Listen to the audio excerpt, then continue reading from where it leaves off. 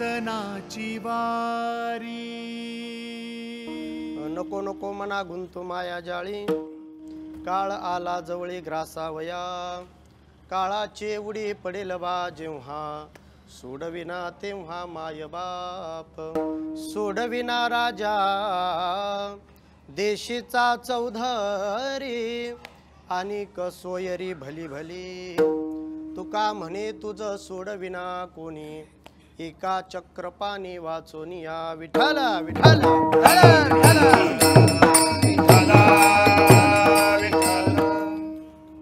ध्येयं सदा परिभवग्नमभीष्टदोहं, तीर्थास्पदं शिवभिरैचुनुतं शरण्यं।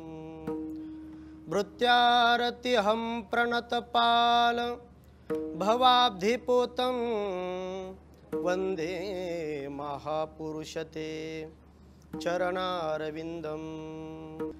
नारायणं नमस्कृत्यं नरं चैव नरोत्तमं, देवीं सरस्वतीं व्यासं ततो जयमुदीरये। जय जय श्री राधारमण, जय जय नवल किशोर, जय गोपी चित्त चोर प्रभु, जय जय माखन चोर।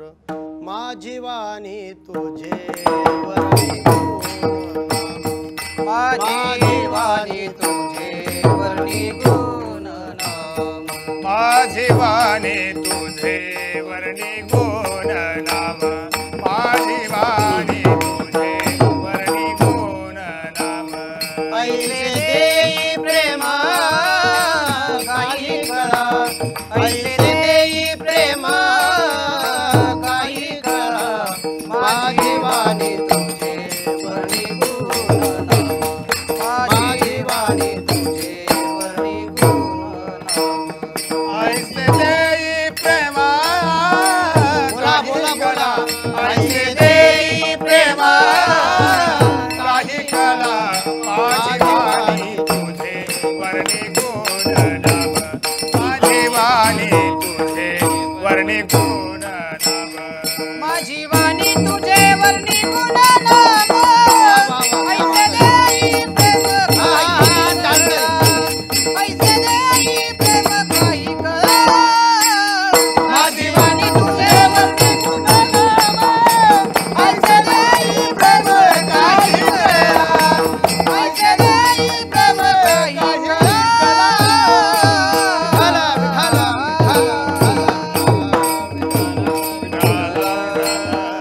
नको नको मना गुंतू माया जाळी, काळ आला जवळी ग्रासावया।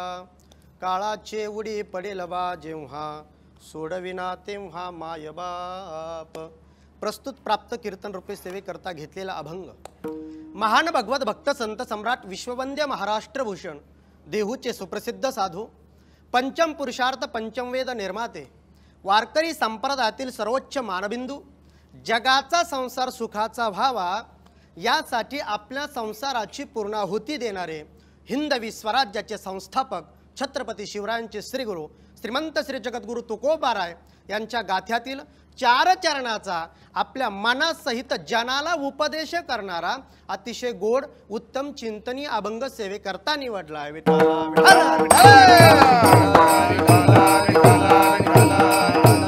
अभंग जगद्गुरु तुकोबारायांचा असून अभंगातील प्रतिपाद्य विषय असा आहे की अभंगातून जगद्गुरु तुकोबाराय आपल्या स्वतःच्या मनाशी संवाद साधतायत की हे मना, तू आता माया जाळात गुंतू नको बरं का। म्हटले का हा काळ इतका जवळ येऊन ठेपला आहे, तो तुला कधी गिळंकृत करू शकतो हे मीही सांगू शकत नाही। नको नको म्हणा गुंतू माया जाळी, काळ आला जवळी ग्रासावया। आणि एकदा की हे म्हणा त्या काळाची उडी पडली ना, मग तिथे आपले असणारे सर्वस्व माता पिता देखील त्या काळाच्या तावडीतून आपल्याला सोडू शकत नाही। काळाचे उडी पडेल बा जेव्हा, सोडविना तेव्हा माय बाप। या जगाचा चक्रवर्ती राजा जरी असला आणि आपले सखे सोयरे सखे संबंधी हितचिंतक की आपलं हित झाल्याच्या नंतर ज्यांना चिंता पडते असे हितचिंतक जरी असले ना तरी तेही आपल्याला काळाच्या तावडीतून सोडू शकत नाही. सोडविना राजा देशीचा चौधरी आणि सोयरी भली भली. मग तुकोबाराय आम्हाला या काळाच्या तावडीतून मृत्यूच्या तावडीतून कोण सोडेल तर तुकोबाराय सांगतायत तुका म्हणे तुझं सोडविना कोणी. असं करू नका महाराज, कुणीतरी असेल ना तर तुकोबाराय पुढे सांगतायत एका चक्रपाने वाचून या त्या परमात्म्या वाचून आपल्याला मृत्यूच्या काळाच्या तावडीतून दुसरं कुणीही सोडणार नाही. म्हणून हे म्हणा तू आता परमात्म्याला शरण गेलं पाहिजे असा अभंगाचा शब्दशः सरळ अर्थ आहे. विठ्ठल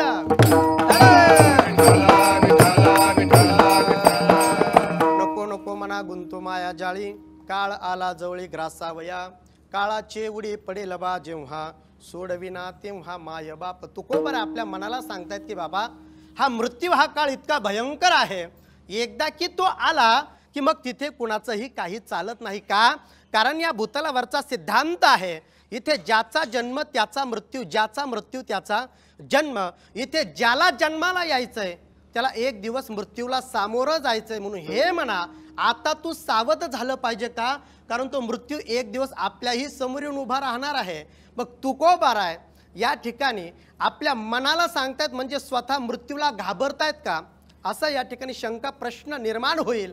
पण नाही महाराज, मी सुरुवातीलाही एक वाक्य बोललो, तुकोबाराय आपल्या मनाला निमित्त करून या ठिकाणी जनाला उपदेश करतात, हे महत्वाचं आहे. विठ्ठल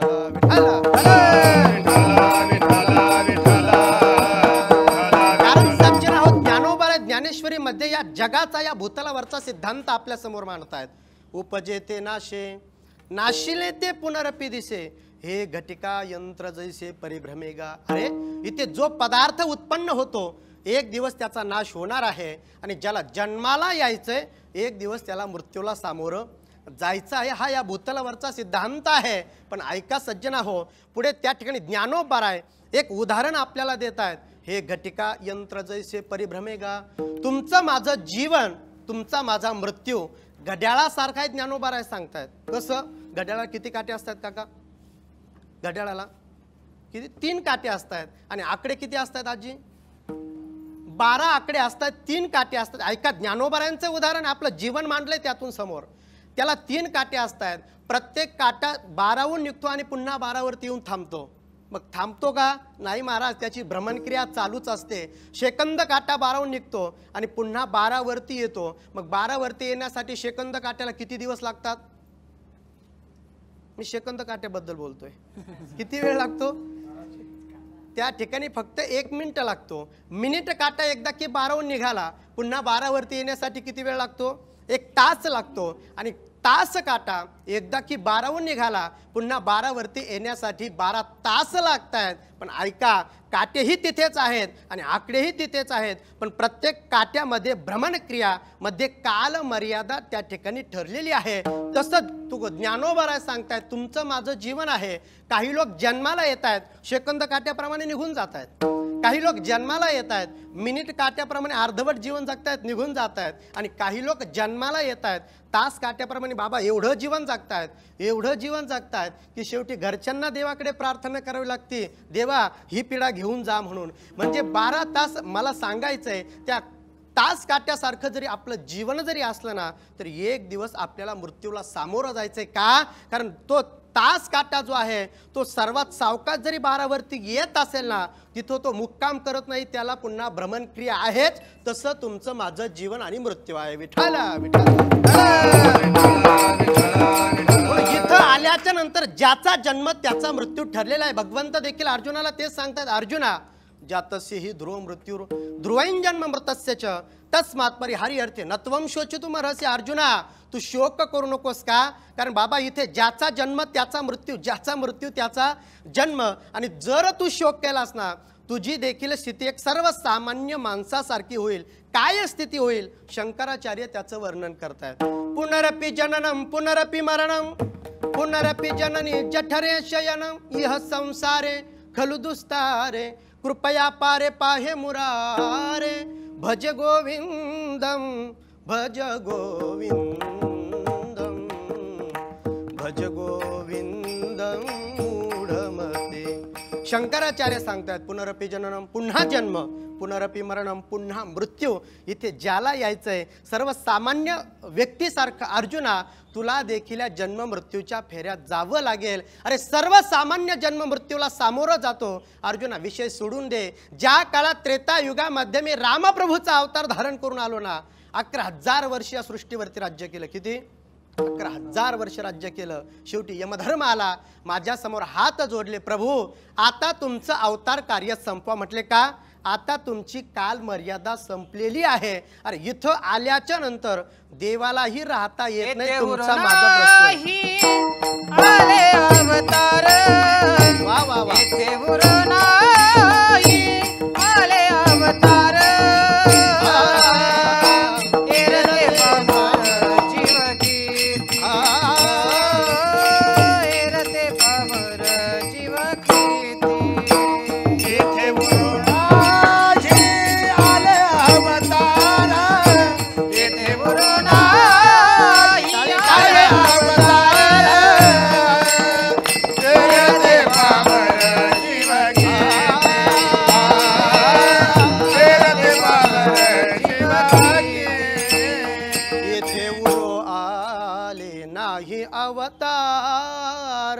अरे इथं आल्याच्या नंतर परमात्म्यालाही राहता येत नाही. तुमचा आणि माझा प्रश्न नाही. इथे राजा असो द्यात किंवा एखादा सर्वसामान्य रंक असो द्यात, आवेग असो जावेगा, राजा रंक फकीर महाराज जिथे आल्याच्या नंतर प्रत्येकाला जायचंय. म्हणून तुकोबाराय सांगतात, हे म्हणा बाबा तू आता सावध झालं पाहिजे का?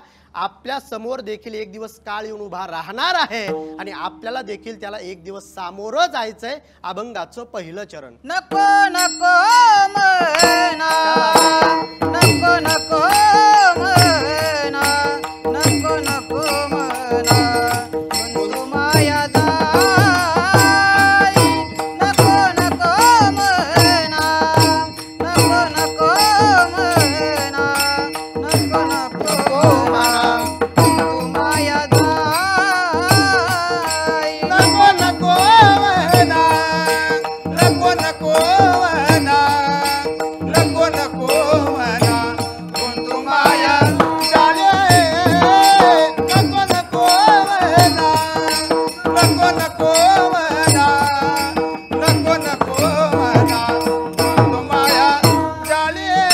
काळाला जवाई ग्रासवया, काळाला जवाई ग्रासवया, काळाची एवढी, काळाची एवढी, काळाची एवढी पडेल काळजेवा. काळाची एवढी, काळाची एवढी, काळाची एवढी पडेल भाजेवा. देवाची वारी कीर्तनाची वारी.